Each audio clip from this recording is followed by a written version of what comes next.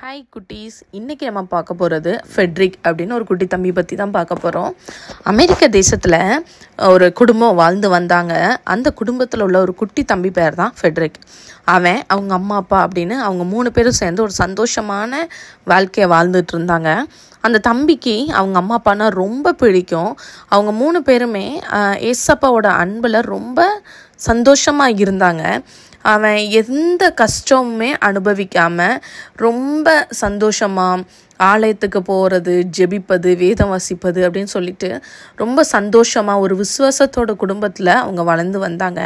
இப்படி இருக்கும்போது ஒரு நாள் அந்த அமெரிக்க தேசத்தில் என்ன வந்துச்சுன்னா, மஞ்சள் நோய், அதாவது நம்ம மஞ்சக்காமாலை அப்படின்னு சொல்லுவாங்களா, எல்லோ ஃபீவர். ஸோ அந்த மாதிரி ஒரு நோய் அந்த தேசம் ஃபுல்லாக பரவ ஆரம்பிச்சுது. அவங்க சந்தோஷமாக இருந்துட்டு இருக்கும்போது அந்த நாடு முழுவதும் அந்த நோயினால் பாதிக்கப்பட்டு அங்கே இருக்க ஜனங்கள் ஒவ்வொருவரும் மரிச்சிட்டு இருந்தாங்க. அப்படி மரிச்சிட்டு இருக்கும்போது அந்த ஃபெட்ரிக் தம்பியோட அப்பாவும் என்ன பண்ணிட்டாங்க, அந்த நோயில் மரிச்சு போயிட்டாங்க. கொஞ்ச காலத்தில் அவங்க குடும்பம் என்ன பண்ணன்னு தெரியாமல் தவிச்சுக்கிட்டு இருக்கும்போது அவங்க அம்மாவும் ஃபெட்ரிக் தம்பியும் தான் இருந்தாங்க. அவங்களுக்கு ஒரே நம்பிக்கையாக இருந்தது ஏசப்பா மட்டும்தான்.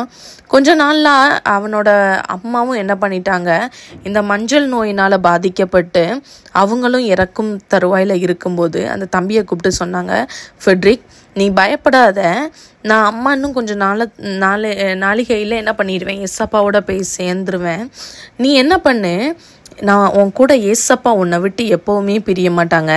நீ ஏசப்பாவை மட்டும் நம்பிக்கையாக ஏற்றுக்கொள், ஏசப்பா உனக்கு உதவி செய்வாங்க அப்படின்னு சொல்லிட்டு அவங்க இறந்து போயிட்டாங்க.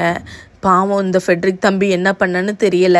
சொந்தக்காரங்க யாருமே தெரியாது, ஃப்ரெண்ட்ஸ் யாருமே தெரியாது. ரொம்ப அழ ஆரம்பித்தான். கொஞ்ச நாளில் அவங்க அம்மாவை அடக்கம் பண்ணின இடத்துக்கு போவான். அவங்க அம்மா அப்பா 2 பேரும் ஒரு கல்லறையில் அடக்கம் பண்ணப்பட்டாங்க. அங்கே இருக்கும்போது இந்த தம்பிக்கு யாருமே தெரியாததுனால அந்த கல்லறையில் போய் டெய்லி படுத்து ஒரே அழுதுகிட்டே இருப்பான். அவனோட எண்ணம் ஃபுல்லாக அம்மா சொன்ன அந்த ஒரே எண்ணம் தான், தம்பி உனக்கு ஏசப்பா ஹெல்ப் பண்ண வருவாங்க அப்படின்னு சொன்னது மட்டும்தான் அவன் மைண்டில் இருந்தது. அவனுக்கு வேறு எதுவுமே தோணலை. அதனால் அவன் என்ன பண்ணான்னா, அவங்க அம்மா அப்பா கல்லறைக்கு போவான், அங்கே போய் படுத்து தூங்கிடுவான். திரும்ப எழுந்திரிச்சு அழ ஆரம்பிப்பான். ஏசப்பா எப்போ வருவாங்க, ஏசப்பா என்னை எப்போ கூட்டிகிட்டு போவாங்க அப்படின்னு சொல்லிட்டு அவன் அது மட்டும்தான் அவனோட மைண்டில் எண்ணமாக இருந்துச்சு. ஒரு நாள் அங்கே தூங்கிட்டு இருக்கும்போது அவன் காலையில் எழுந்து பார்க்கான். அங்கே ஒரு பெரியவர் வராரு. தம்பி தம்பி அப்படின்னு கூப்பிடுறாங்க. தம்பி, இங்கே என்ன பண்ணிக்கிட்டு இருக்க அப்படின்னு சொல்லிட்டு கேட்கும்போது அவன் சொல்கிறான், நான் ஏசப்பாக்காக காத்து கொண்டு இருக்கிறேன் அப்படின்னு சொன்னான். ஏசப்பாவா, என்ன தம்பி சொல்கிற, ஏன் இங்கே இருக்க, உங்கள் அம்மா அப்பாட்ட கூட்டிகிட்டு போகவா அப்படின்னு கேட்கும்போது அந்த தம்பி தன்னுடைய நிலைமையை எல்லாம் சொல்கிறான். எங்கள் அம்மா அப்பா 2 பேருமே இந்த எல்லோ ஃபீவர்னால் பாதிக்கப்பட்டு இறந்து போயிட்டாங்க. எனக்குன்னு உதவி செய்ய யாருமே கிடையாது. ஆனால் எங்கள் அம்மா ஏசப்பா எனக்கு உதவி செய்வாங்க அப்படின்னு சொல்லிட்டு சொன்னாங்க. அதனால் ஏசப்பா எப்போ வருவாங்கன்னு சொல்லிட்டு நான் காத்துட்ருக்கேன் அப்படின்னு சொல்லிட்டு இந்த தம்பி சொல்லுவான். உடனே அந்த பெரியவர் சொன்னாங்க, தம்பி அழாத, ஏசப்பா தான் எனக்கு உதவி செய்யும்படி அனுப்பியிருக்காங்க. எனக்குமே இந்த உலகத்தில் உதவி செய்ய யாருமே கிடையாது. நான் இந்த உலகத்தில் தனியாக தான் இருக்கிறேன். எனக்கு பிள்ளைகளுமே கிடையாது. நீ என் பிள்ளையா, என் கூட வா அப்படின்னு சொல்லிட்டு அந்த தம்பியை தன்னோட அழைச்சிட்டு போயிட்டாங்க.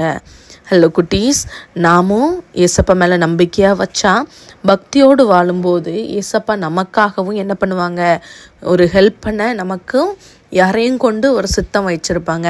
நமக்கு ஒரு ஆபத்து வரும்போது அவர்களுடைய தூதரை கொண்டு என்ன பண்ணுவாங்க, நமக்கு ஹெல்ப் பண்ணுவாங்க.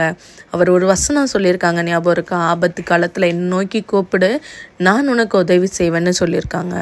நீங்களும் நம்பிக்கையாக உங்களுக்கு ஒரு ஆபத்து வரும்போது அவரை நோக்கி கூப்பிடுங்க. அவர் தம்முடைய தூதரை கொண்டு நமக்கு ஹெல்ப் பண்ணுவாங்க. தேங்க்யூ குட்டீஸ்.